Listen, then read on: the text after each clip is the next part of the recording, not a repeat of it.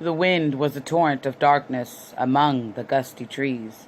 The moon was a ghostly galleon tossed upon cloudy seas. The road was a ribbon of moonlight over the purple moor, and the highwayman came riding, riding, riding. The highwayman came riding up to the old inn door. He'd a French cocked hat on his forehead, a bunch of lace at his chin, a coat of the clarent velvet, and breeches of brown doe skin. They fitted with never a wrinkle, his boots were up to the thigh, and he rode with a jeweled twinkle, his pistol butts a twinkle, his rapier hilt a twinkle, under the jeweled sky. Over the cobbles he clattered and clashed in the darkened yard, and he tapped with his whip on the shutters, but all was locked and barred. He whistled a tune to the window, and who should be waiting there but the landlord's black-eyed daughter, Bess, the landlord's daughter, plaiting a dark red love knot into her long black hair.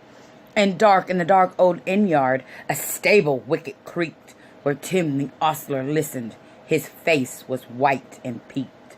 His eyes were hollows of madness, his hair like moldy hay. But he loved the landlord's daughter, the landlord's red-lipped daughter.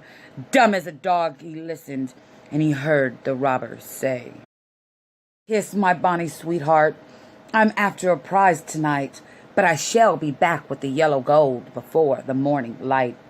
Yet, if they press me sharply and harry me through the day, then look for me by moonlight, watch for me by moonlight.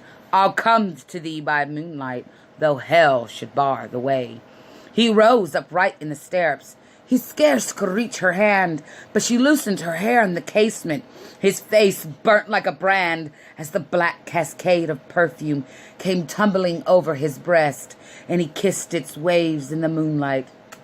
Oh, sweet black waves in the moonlight. Then he tugged at his rein in the moonlight, and he galloped away to the west.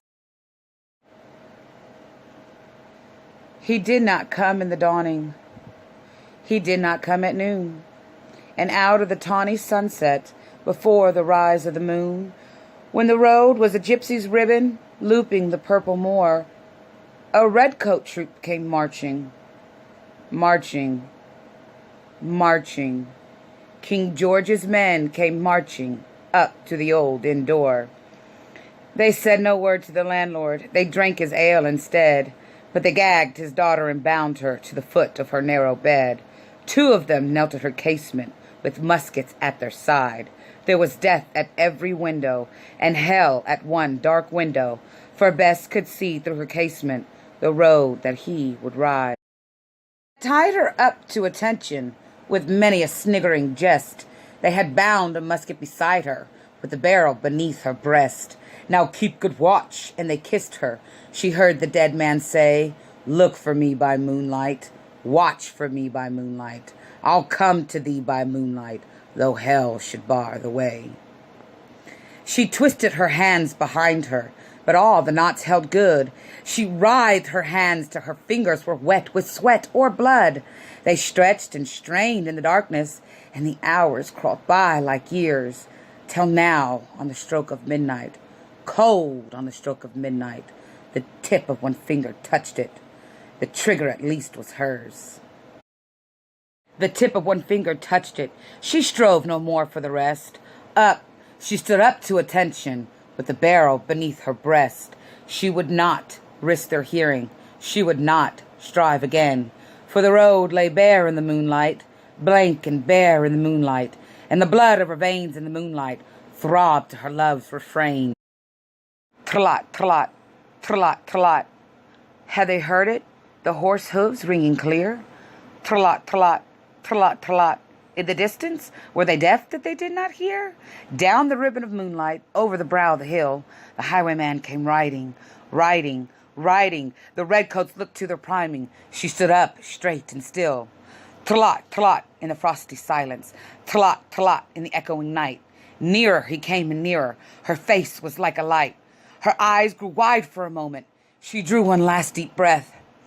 Then her finger moved in the moonlight.